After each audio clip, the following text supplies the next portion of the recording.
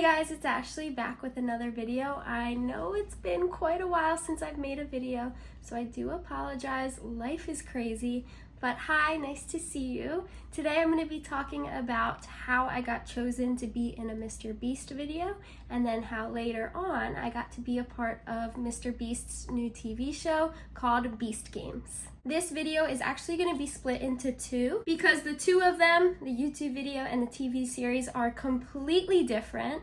The YouTube video was filmed in Las Vegas and then the TV show was filmed in Canada. So I kind of want to do two different videos talking about the two different experiences. So let's jump right in. So how did I get picked to be in a Mr. Beast YouTube video? Well, it was funny. It was over the summer. I was just like scrolling through Instagram and I saw an advertisement saying that they were looking for 5,000 contestants to be a part of Mr. Beast's new series, and I was like, what is that? Originally it was 5,000 contestants that Mr. Beast was looking for, but then he was like, okay, that's probably too many. So he put out another audition, another casting type thing where he was looking for 2,000 contestants to compete for $5 million.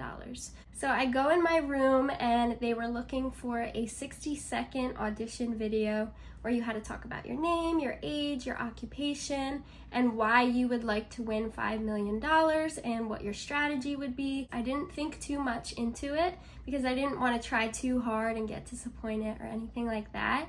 And then 30 minutes later, like I'm not joking, about 30 minutes later, I get a call and it says Los Angeles, or I think it said Greenville, North Carolina. So I answer the phone and they're like, hi, this is the Mr. Beast team. We saw your application and we're wondering if you want to continue through with this.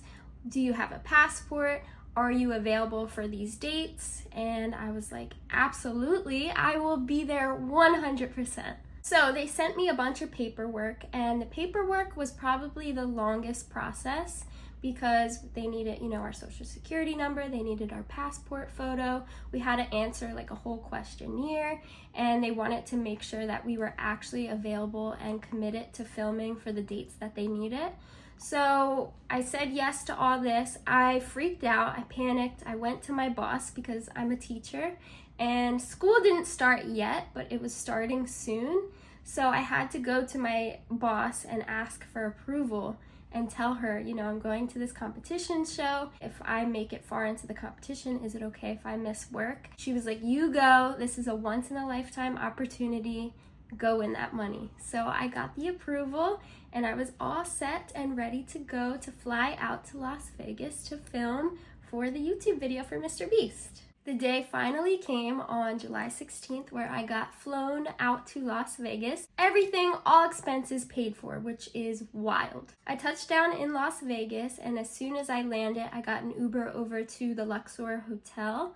And as soon as I went into the Luxor, I checked in. They kind of like pulled me away from the front to kind of like this little area off to the side where I did the whole check-in process.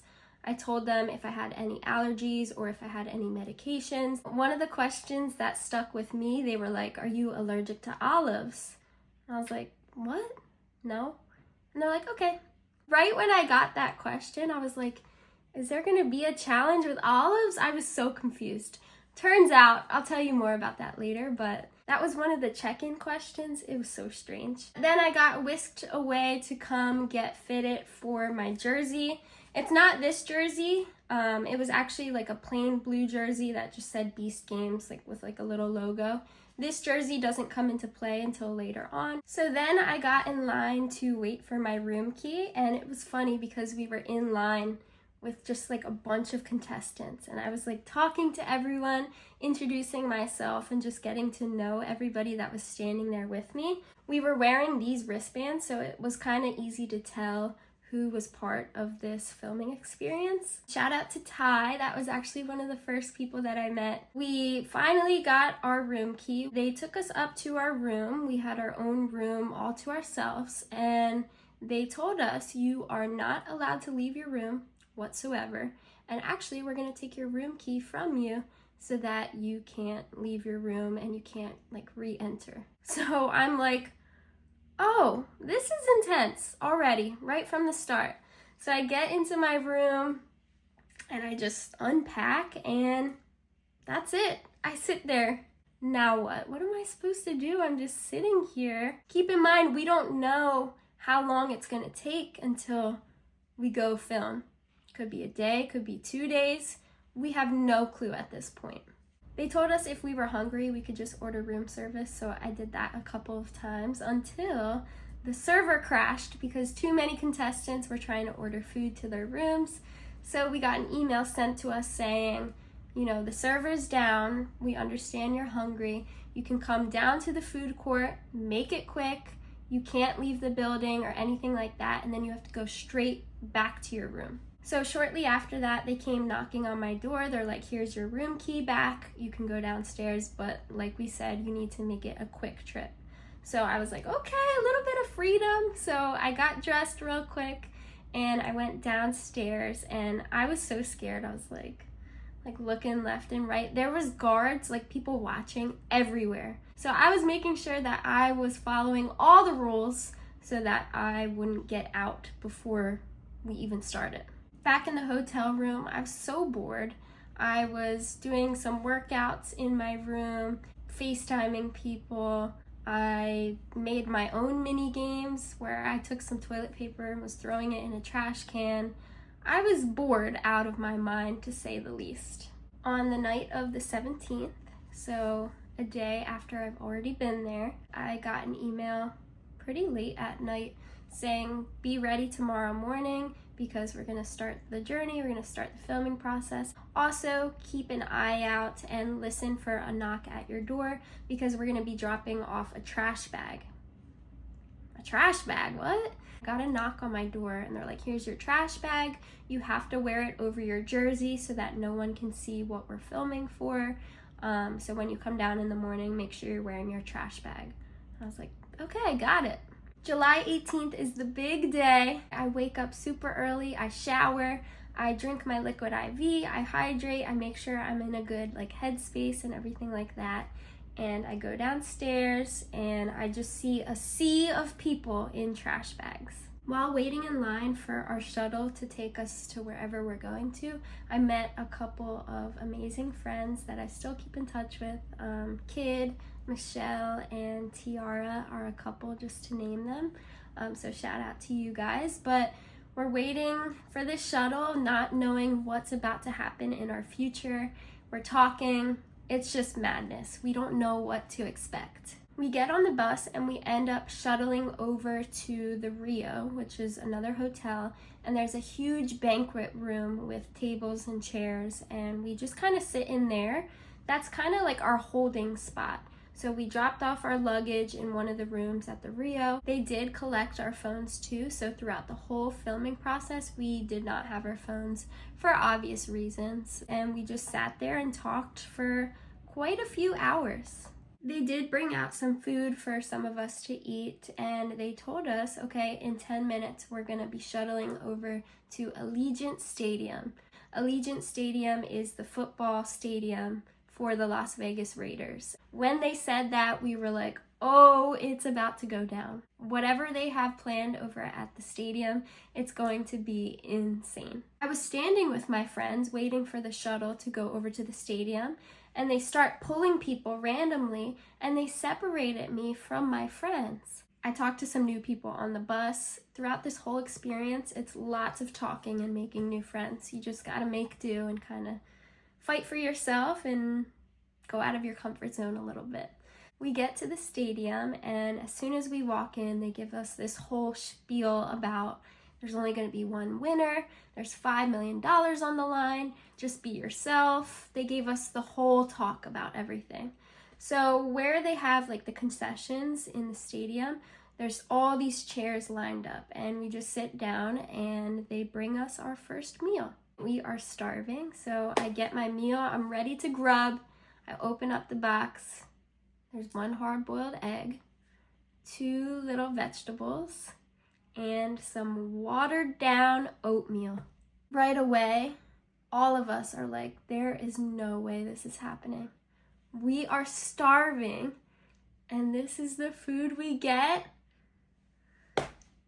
But you know, Mr. Beast was trying to get in our head, and a lot of people, I will say, did tap out because they didn't like the food, or they're like, I'm not doing this. So people left when they saw that food. Some people did actually leave right then and there. After we ate, they called us to take headshots and to take pictures in our jerseys. We were given red jerseys to take pictures in.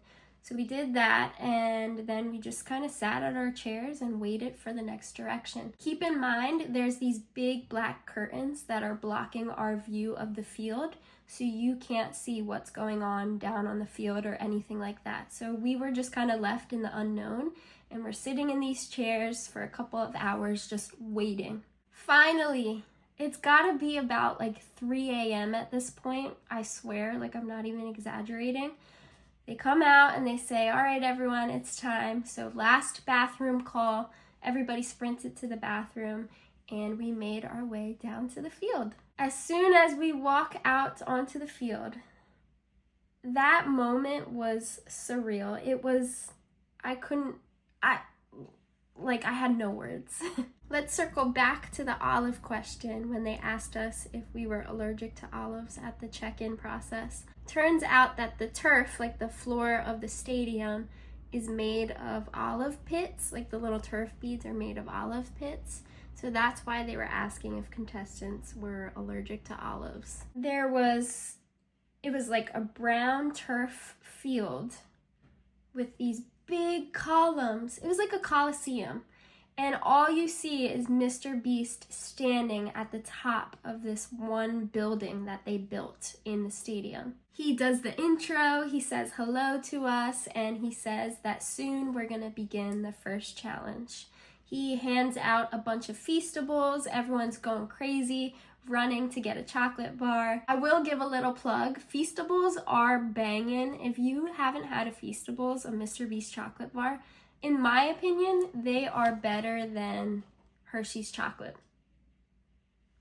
Bold statement right there, but I swear they are. They're so good. It's time for the first challenge, and he said, are you guys ready to see what the first challenge is? And we're like, yeah, we're screaming. He says, drop the curtains, and these curtains fall, and all you see are these 10,000-pound boulders. But when I saw these boulders, I don't have the best upper body strength at all. I was thinking to myself, I was like, if we have to pull these, I don't know. I hope I get on a good team, and I'm just gonna use all my might, and I'm not gonna get out on the first challenge. There's no way I went through all this just to get out in the first challenge. We're kind of lined up behind the big boulders, kind of ready to go. And they announce that we need to get into teams. And I was like, we're already in teams. We're kind of already in our lines. And all of a sudden they throw out these different color like pennies, like these little jerseys. So I said to my friend, I said, I'll be right back. I'm gonna go run and get us some. I sprint. I've never ran so fast in my life. And I'm trying to get an orange penny because I want to be a part of the orange team, because I see all these strong men and I want to be on their team. If it's a strength challenge, I need to be with these men that are buff and athletic looking. I'm trying to get a penny and none of the men are giving me one. So I run to the very front and I see Carl, and I said, Carl, please, I need a penny. And he goes, yeah, this is the last one.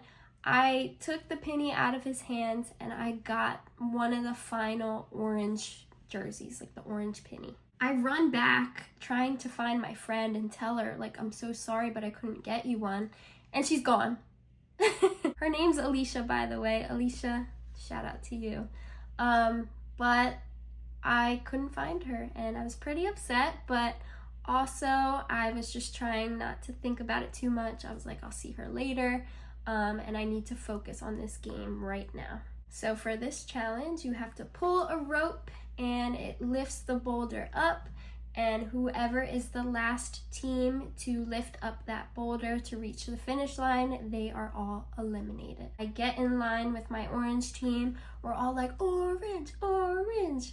We are so hype. We are ready to go. I'm feeling very confident in my team. I'm towards the back because the stronger men were in the front. So I'm in the back. We actually were the first team. We finished in first place and we did not get eliminated. That challenge was over in probably like 20 seconds. It went super quick and we were on such a high. We were so hype when we won and we weren't eliminated. We were screaming, jumping up and down, and just like first challenge, that adrenaline, such a good feeling. The red team ended up getting eliminated because they were the last ones to raise up that boulder. Anyways, fast forward, so it's about 6 in the morning and they come around saying, okay, we have some sleeping bags for you guys. We also have like toothpaste, toothbrush, deodorant, everything that you need, like all the toiletries and stuff. So we go, we collect our sleeping bags and our little toiletry bags. I go brush my teeth because I'm feeling disgusting. And they tell us to go to sleep. They did actually give us eye masks too, which is great. I knocked out. I was exhausted. I was so tired. And I fell asleep for, I want to say, maybe like 4 hours, if that, because I remember waking up maybe around like 9 o'clock. It wasn't a long sleep at all. And for me, I'm on edge because I don't know when the next challenge is going to start, and everyone is on edge. So I look around and there's a lot of people that are up and walking around. Some people are stretching, some people are running laps. I didn't know what to think. What happened was, shortly after everyone was up, they came on the announcements and they're like, all right, everyone, you need to go back to sleep because we are not filming until nighttime, and this is your time to sleep, to reset, to recharge. And some people decided to go back to sleep, some people didn't. For me personally, I went back to sleep because I was like, if we're filming at nighttime, I need my rest and I need to kind of like recuperate. So they did give us opportunities to sleep plenty. Also keep in mind, they were giving out water and Gatorade and everything like that so that we would stay hydrated. When I woke up again, I noticed that my friends were up. So we just kind of got together. We had to make our own fun. We played games. We took the turf that was on the field and put it into water bottles, and we were making like maracas.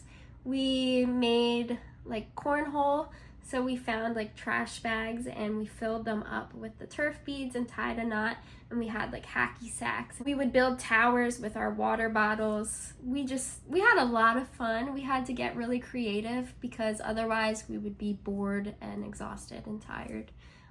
Shout out to my one friend, Ivan. He definitely helped me get through the boredom. We got a meal. I don't remember what the next meal was. I'm not sure if it was an egg with the oatmeal and the vegetables again. Sometimes we would get chicken and rice or chicken and quinoa, which was really good. We would celebrate when we would get that food because it tasted so much better. So it would kind of go back and forth. Sometimes the hard-boiled egg, and sometimes the chicken and rice. Okay, later that night, it's finally time to film the second challenge.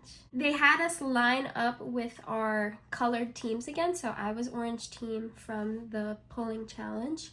So I got together with my friends with the orange team, and that's when they announced that for the second challenge, we will be going against our own teammates. There's actually a shot of me looking so stressed out and concerned because I didn't want to go against my friends. I know this is a competition, but this early on, we just celebrated together for the first challenge. Now the second challenge, right away, we're going against them. I wasn't ready for that. But at the end of the day, it is a competition and there's only going to be one $5 million winner. I was shook, to say the least. Mr. Beast came out and explained the second challenge, how there's going to be briefcases and you have to memorize a map of what briefcases are safe, like the green ones, and which ones are not.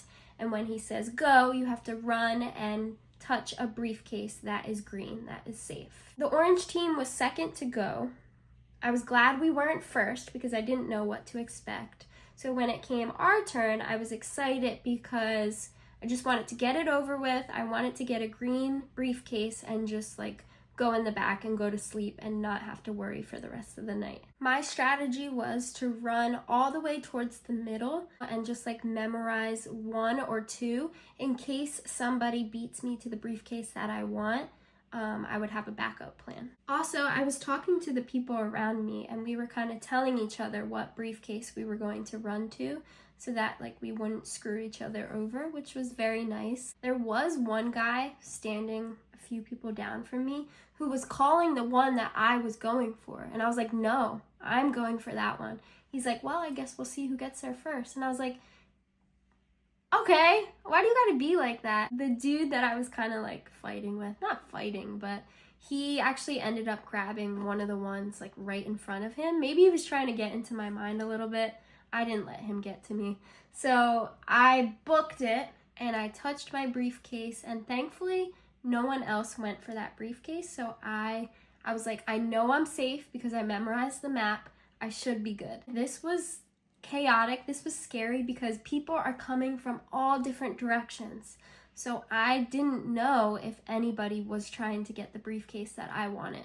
There could have been somebody else that wanted that one, but when I got to it, there was no one else really around me, so I didn't really have problems with that. There was some disputes that needed to be settled because some people touched a briefcase at the same time. So after, quite a bit of time after they reviewed that, Mr. B says, all right, we're gonna open up our briefcases and we're gonna see who's safe, who's eliminated. So 3, 2, 1, open it up. I see that green light and I know that 100% I am safe. So you can see me jumping up and down, celebrating because I am officially moving on to the next challenge. What'd you get? At this point, they were handing out our undergarments, so like our underwear and everything like that. So I went to go collect my undergarments so that I could change, and I went to the bathroom and did all that, and then I just laid down in the back and went to sleep because the other 2 teams still had to go. It was late in the night at this point, and I was tired and I was safe, and that's all that mattered. After all the teams had finished, it was probably early morning. We got another meal and then we got to go to sleep in our sleeping bags. Slept a little bit longer this day, woke up, had to make our own fun during the whole entire day, and then nighttime, it's time for the 3rd challenge. For this challenge, you're all at a starting line and they place random flags throughout the field. And when Mr. Beast blows the air horn, you can decide if you want to run and race for a flag to grab it. If you don't grab a flag, you are eliminated. So you kind of have to see like who you're going up against, because if you're racing somebody that's faster than you, you're not gonna get a flag. I'm standing there thinking before it even started, what is my strategy going to be? My strategy at first was to go for one of the first flags that they put out. I was feeling way too confident because looking back now, that is so stupid. But I was like, I'm gonna go for one of the early flags because people are gonna be hesitant to go because they don't know what to expect. So I'm gonna go grab one of the first flags. Thank God I didn't. They blow that air horn and all these like athletic men, they run for those flags and they grab them. I would have been chopped liver. I would have been eliminated because there's no way I could beat like a 6-foot tall man in a race. That's just not going to happen. So I decided, why don't I wait until there's barely any people left? I'm gonna wait to the end when maybe the older people, the elderly people are going to go so I could just race against them and beat them. And that's horrible to say, but this is how you have to think during these challenges. So I decide that I'm going to wait until kind of the end to go for my flag. They're only putting out about, I think it was like 1,100 flags, somewhere in that range. So the 900s come out and I'm looking and we're calling out what flag we're gonna get so that we don't screw each other over. So I see this flag all the way kind of in the back and I'm like, 918.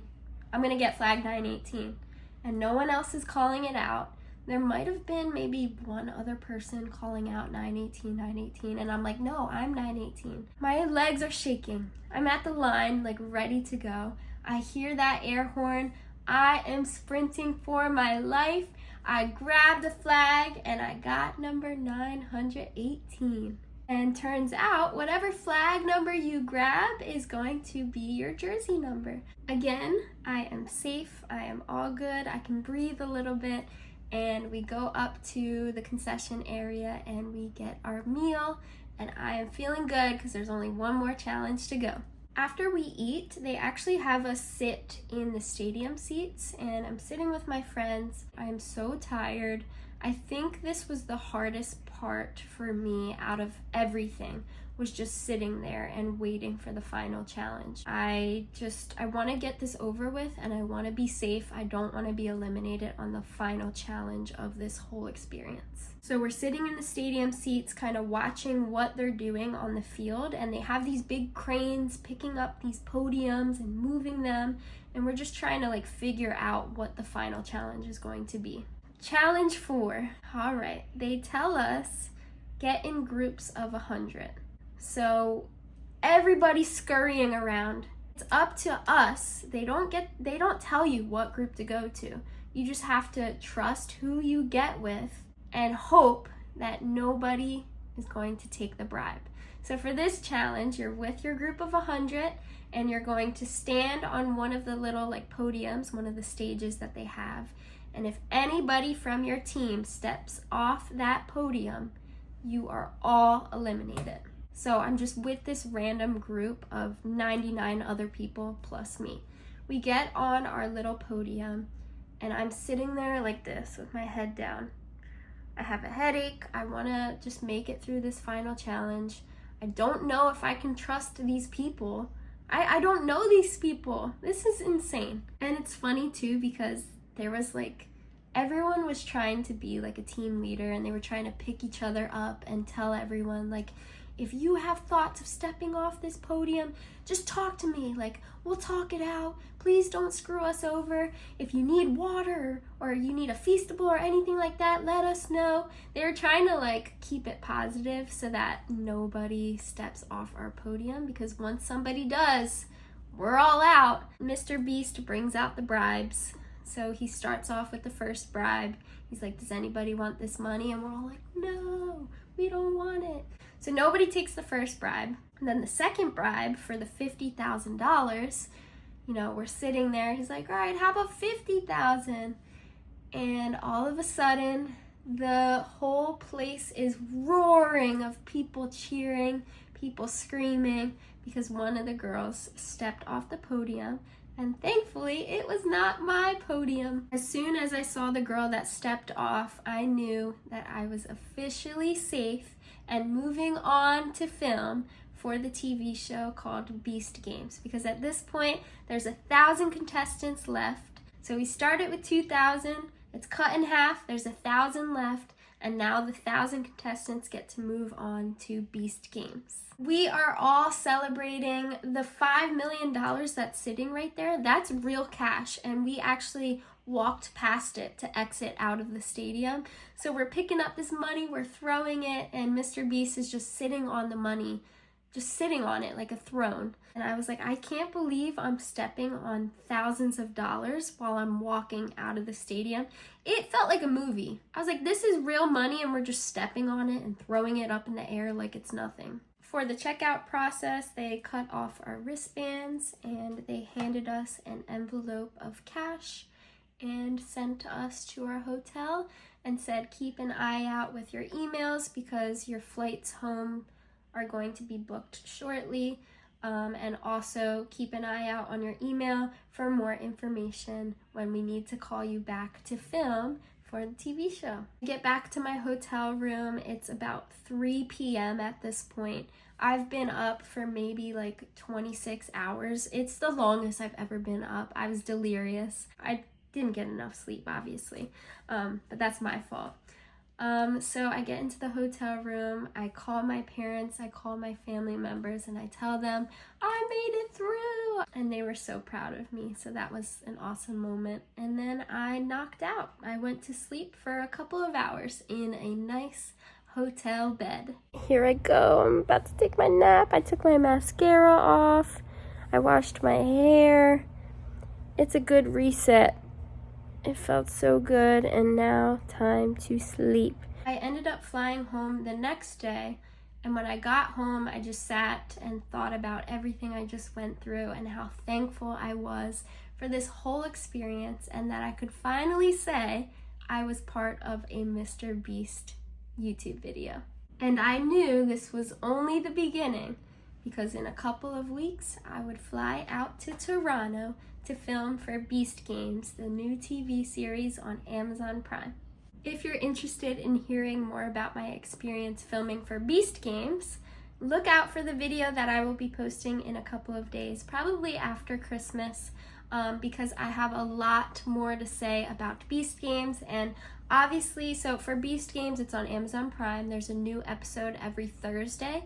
Right now, there's only 2 episodes out, so I cannot give any spoilers, but I could tell you a little bit about my experience. Also, if you have any questions about anything I talked about, or maybe I didn't cover something and you want to know more, be sure to leave that comment down below, because I'm thinking about doing maybe like a Q&A type video. That's it for this video. I will see you in the next video for part 2, where I talk about my experience in Beast Games, the TV show. Bye!